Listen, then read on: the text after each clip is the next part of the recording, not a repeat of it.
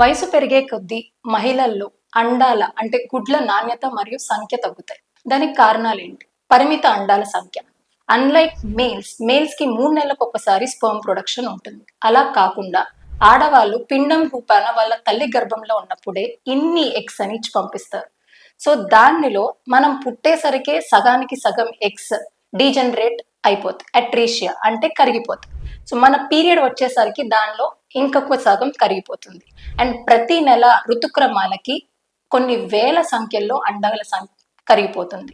So దీనివల్ల మనకి 35 years వచ్చేసరికి మన అండాల నిల్వలు తగ్గిపోతాయి. అండ్ రెండవ కారణం వచ్చేసి క్రోమోజోమ్ల అసాధారణం. అంటే వయసుతో పాటు అండాలలో ఉండే క్రోమోజోమ్లు సరిగ్గా విభజన చెందవు. అంటే మయోటాసిస్ అండ్ మియోసిస్ అంటాం. దానివల్ల జన్యుపరమైన లోపాలు రావచ్చు.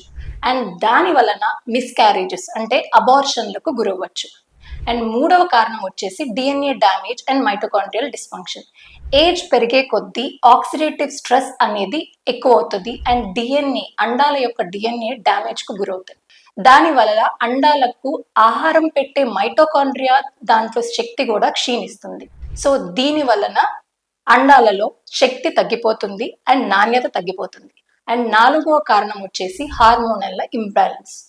ఈస్ట్రోజన్, ప్రొజెస్ట్రాన్, ఎఫ్ఎస్హెచ్ అనే హార్మోన్స్ వయసు పెరిగే కొద్దీ హెచ్చు తగ్గులవుతాయి. సో దానివల్ల ఓవ్యులేషన్ ప్రక్రియకు ఆటంకం కలుగుతుంది. సో మనకి ప్రెగ్నెన్సీ కన్సీవ్ అవ్వడానికి కొంచెం టైం పడుతుంది.